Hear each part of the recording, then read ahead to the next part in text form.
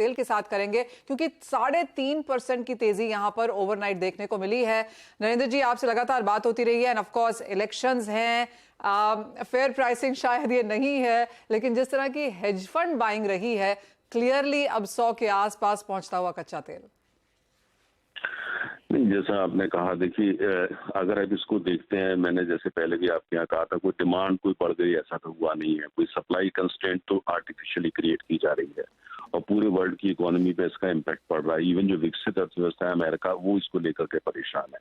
अब सऊदी अरब ने पिछले कुछ 3 महीने के अंदर लगभग 5 मिलियन बैरल, 50 लाख बैरल जो है वो मार्केट से गायब कर दिया है। उसने अपना उत्पादन कम कर दिया है। वो जो है वो 12 मिलियन बैरल्स का प्रोडक्शन कर सकता है, उसका प्रोडक्शन जो 9 मिलियन बैरल्स पे आ गया जानबूझ के। रशिया की तरफ से भी कम हुआ है। उन्होंने डीजल का एक्सपोर्ट उसको भी बैन कर दिया है।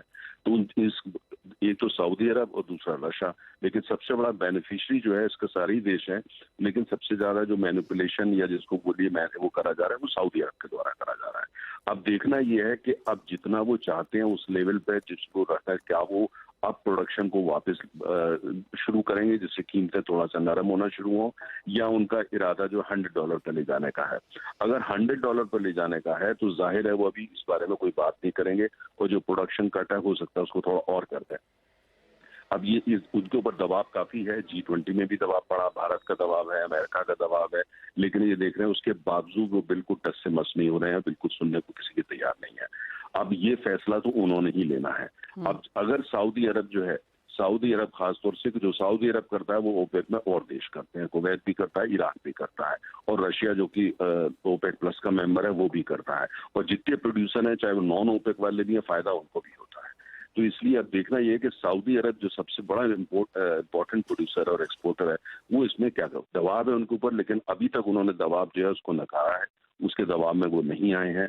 लगता यह है कि वो $100 पे उसको ले जाना चाहते हैं, लेकिन देखना ये होगा कि अब इसके आगे जो बड़े आयातक हैं जिसमें अमेरिका नंबर 1 है, उनका वो कितना दबाव कर सकते हैं और दबाव का असर होता है या नहीं होता।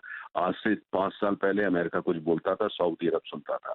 आज सऊदी अरब सुनने को तैयार नहीं है। 5 मिलियन बैरल्स का प्रोडक्शन कट कुल मिलाकर के अगर आप आते हैं, वो बाजार से तेल गायब होता है और उसकी वजह से रूस का गायब होता है और अन्य देशों का होता है, तो आप अंदाज लगा सकते हैं फिर आर्टिफिशियली जो है सप्लाई को कितना कंस्ट्रेंट करा गया, उसका नतीजा कीमतों पर जा रही है।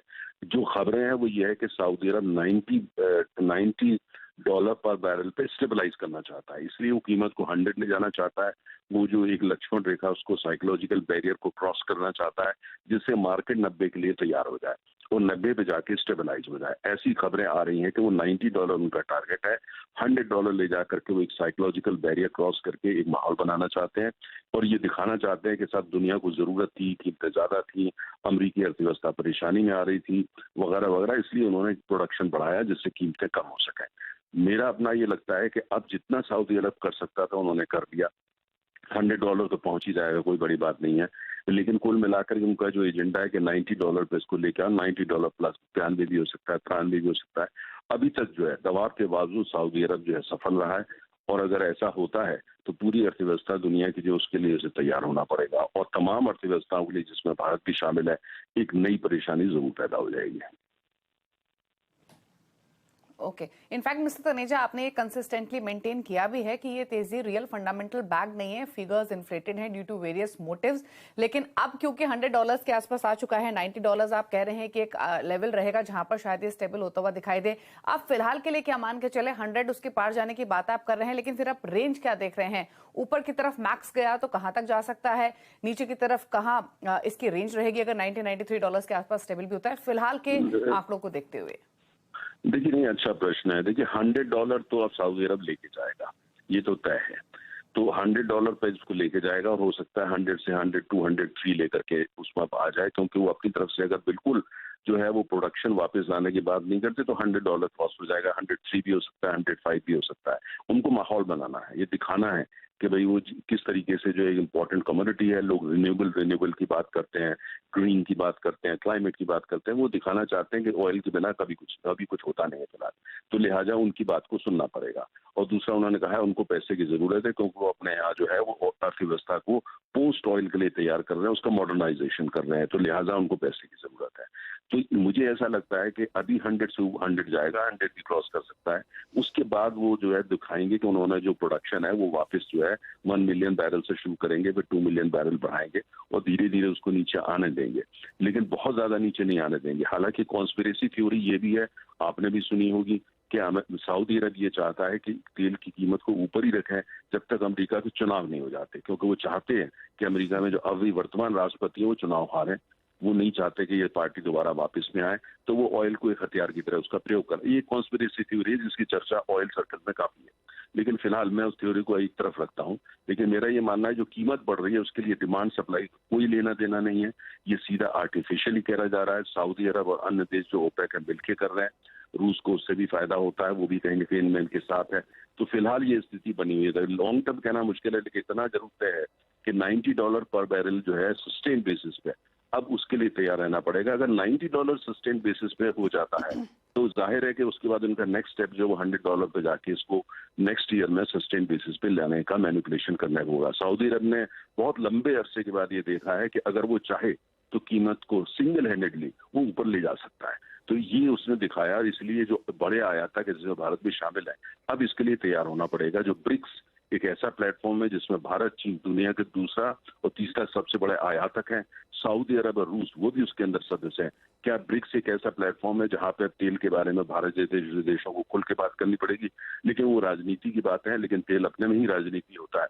तो अभी लॉन्ग टर्म कहना मुश्किल है, लेकिन इतना जरूर है कि जो कीमत है वो $100 क्रॉस कर रही है और सऊदी अरब की रणनीति काम आ रही है। और मार्केट फंडामेंटल, अर्थशास्त्र या डिमांड सप्लाई का, इन तीनों चीजों का इससे कतई कोई लेना देना नहीं है। जी हाँ, एब्सोल्युटली, क्योंकि अगर हम ऑन ग्राउंड फंडामेंटल्स देखें तो बहुत ज्यादा चेंजेस नहीं है, लेकिन उसके बावजूद कच्चा तेल में जिस तरह का उछाल है और कल देर रात तो 3-3.5% का इजाफा यहां पर देखने को मिला, जिसने भावों को यहां पर 97 के ऊपर फिलहाल लाकर रोका है।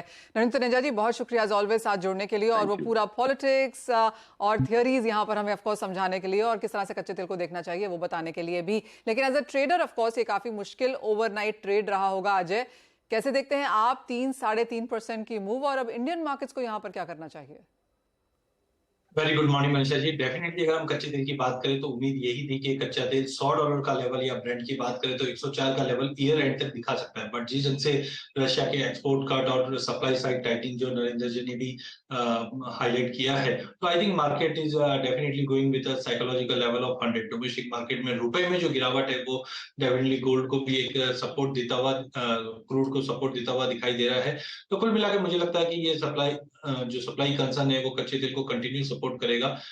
डोमेस्टिक मार्केट पे चाहे हम एमसीएक्स क्रूड की बात करें, चाहे एनएससी क्रूड की बात करें, दोनों में मुझे लगता है कि तेजी का रुख रहेगा, जो 8,050 का लेवल दिखा देगा। यहाँ पे ऑप्शन के जरिए हम ट्रेड करके ले सकते हैं, जहाँ पे 7800 का कॉल लेना चाहिए 220 के ऊपर, और उम्मीद है ये ऊपर में 400 तक के लेवल अगले 2 सेशन में दिखा सकता है। Fundamental technical both are been supportive for crude oil. Alright.